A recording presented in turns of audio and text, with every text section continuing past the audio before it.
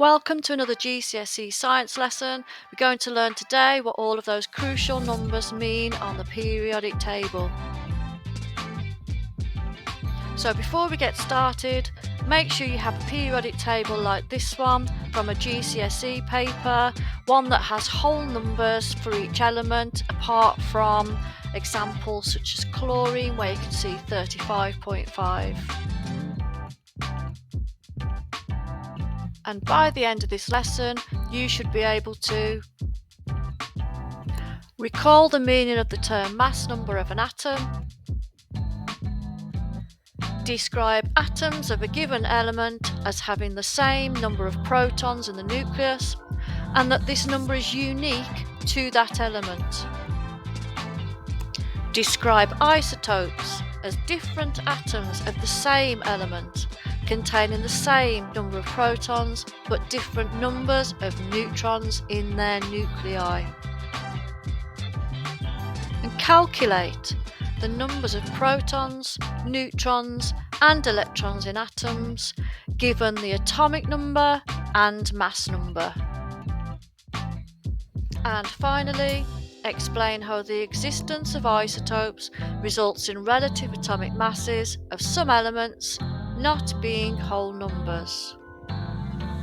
So what do I mean by subatomic particles? Well, I mean the protons and neutrons in the nucleus and the electrons moving around in shells, of course. If you're not yet confident about the mass, charge and position of these subatomic particles, then you need to watch my GCSE short on atomic structure first. An understanding of this crucial information is very important in chemistry and some physics topics too. Okay, so let's start making use of that periodic table. Now, first of all, I want to bring your attention to the fact that there is actually a key on that periodic table that we're going to use. Remember, it's there in the exam. Let's start with the atomic or proton number. This tells us exactly what it says in the name, the number of positive protons in the nucleus. Easy when you use the key, but remember to use it, as sometimes the exam question just says atomic number or asks how many protons. So, fluorine has 9 positive protons in its nucleus, but it tells us more than that. Atoms are neutral overall. Why? Well, this could be an exam question. So atoms are neutral overall because they have an equal number of positive protons in the nucleus and negative electrons moving around in shells. So fluorine has 9 positive protons and 9 negative electrons. The charges cancel, giving an atom with no overall charge. And this will be exactly the same for every atom of fluorine. Now, what about the mass number? There's only one stable and naturally occurring isotope of fluorine. More on isotopes later, but for this example, I want you to think of the relative atomic mass number telling us the mass number of this atom. The mass of an atom is located in the nucleus, remember, and we ignore the mass of electrons, saying they have zero mass as they're so small when compared with protons and neutrons. So fluorine has a total of 19 protons and neutrons, but how can we work out how many of each? Okay, so pause the video while you write down the definition of mass number and then think about how we can work out the number of neutrons in an atom. Well, if the atomic number is showing that there are 9 protons, but the mass number is showing a total of 19 protons plus neutrons, then this atom of fluorine must have 10 neutrons. So pause the video while you write down the example. So your turn now. I want you to find the number of neutrons in an atom of lithium, phosphorus and aluminium. Pause the video for a minute while you do that. So let's check your answers. If the atomic number is 3, that means there are 3 protons. But the total mass of the nucleus is 7. So if 3 of that 7 are protons, the rest must be neutrons. So 7 minus 3 is 4 neutrons. So for phosphorus, if the atomic number is 15, there are 15 protons. The total mass of the nucleus is 31.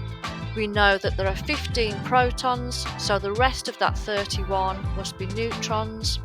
So the difference, 31 minus 15, means that there are 16 neutrons. So for aluminium, the atomic number is 13, meaning 13 protons, but the total mass of the nucleus is 27. So that must mean there are 27 minus 13 is 14 neutrons. So I've been calling the bigger number the mass number in my examples, but how many of you have noticed that the periodic table actually says relative atomic mass? Well, most of the time, the mass number is the same as the relative atomic mass shown on the periodic table. But let's have a look at another example to see where there can be a difference. Let's look at chlorine. That's an interesting example, as the relative atomic mass is not a whole number. Why is that? Let's use the key to help us work out what we can do so far. The atomic number shows chlorine has 17 positive protons and 17 negative electrons. But chlorine cannot have 35.5 neutrons and protons in its nucleus. So the relative atomic mass of chlorine is not a whole number due to it having isotopes. So I said we would learn more about isotopes. So isotopes, and this is a key definition, are atoms of an element with the same number of protons but a different number of neutrons.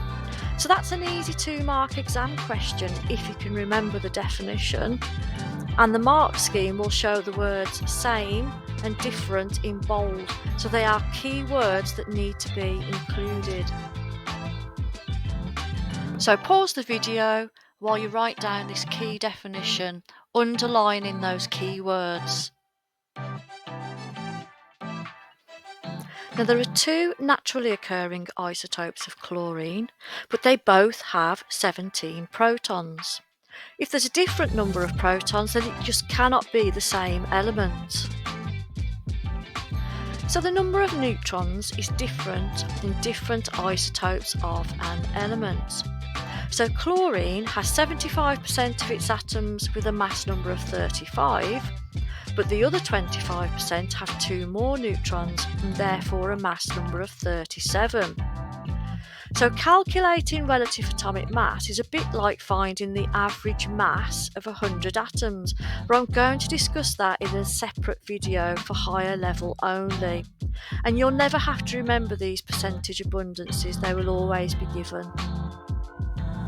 So let's work out the number of each type of subatomic particle there is in each isotope of chlorine, and you may have to do this in the exam. So 17 protons, and those positive charges are cancelled by 17 negative electrons. And for chlorine 35, if there are 17 protons, then that must mean that the rest of the mass is 18, giving a total of 35. And doing a similar calculation for chlorine 37, there are 20 neutrons.